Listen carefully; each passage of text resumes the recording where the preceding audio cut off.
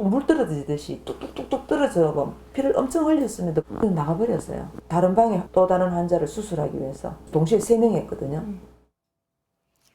2016년 수술대에 누워있던 25살 권대희 군은 안면 윤곽 수술을 받다 과다출혈로 숨졌습니다. 유족들은 당시 수술실 CCTV를 통해 집도의가 다른 환자도 동시에 수술하러 가는 공장식 수술 정황을 파악했고, 이 사건을 계기로 수술실 CCTV 의무화법이 8년 만인 지난해 국회를 통과해 오는 25일 시행을 앞두고 있습니다. 환자 단체가 CCTV 설치를 요구하는 이유는 의료사고나 범죄가 발생했을 때 소송에서 입증할 책임이 환자에게 있기 때문.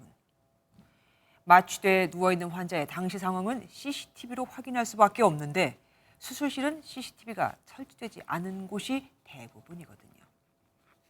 그럼 문제가 생겼을 때 앞으로는 환자 측에 다 수술실 CCTV를 확보할 수 있느냐? 아닙니다. 1. 응급 환자. 2. 생명에 위협이 되거나 신체 기능에 장애를 초래하는 질환이 있는 환자. 3. 전문 진료 질병군에 해당할 경우. 4. 전공의 수련을 현저히 저해할 우려가 있다고 판단하는 경우. 5. 수술 직전 촬영이 기술적으로 어려운 경우. 6. 천재지변 등 불가항력적인 사유가 있을 경우. 병원이 환자의 동영상 촬영 요구를 거부할 수 있거든요. 그런데 규정 자체가 모호하고 예외도 너무 많죠. 귀에 걸면 귀걸이, 코에 걸면 코걸이가 될 수 있는 겁니다. 더욱이 촬영된 동영상을 제공받거나 열람하려면 수술 참여 의료진 등 영상에 등장하는 모든 사람의 동의를 받아야 한다니 이게 쉬울까요? 위험 부담을 안고 수술을 하는 의사를 위축시킬 수 있다는 의료계의 입장도 충분히 이해는 됩니다.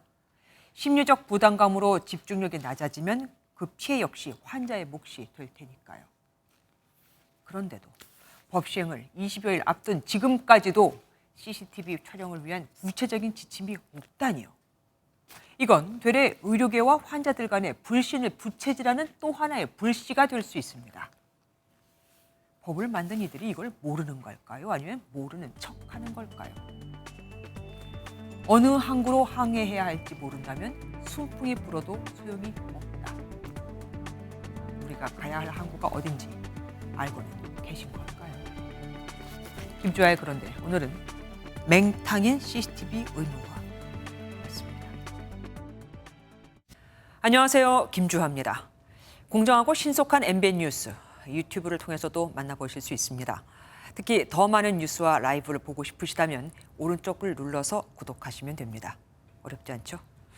빠르고 정확한 뉴스로 계속 찾아뵙겠습니다. MBN 뉴스를 시청해 주신 여러분 고맙습니다.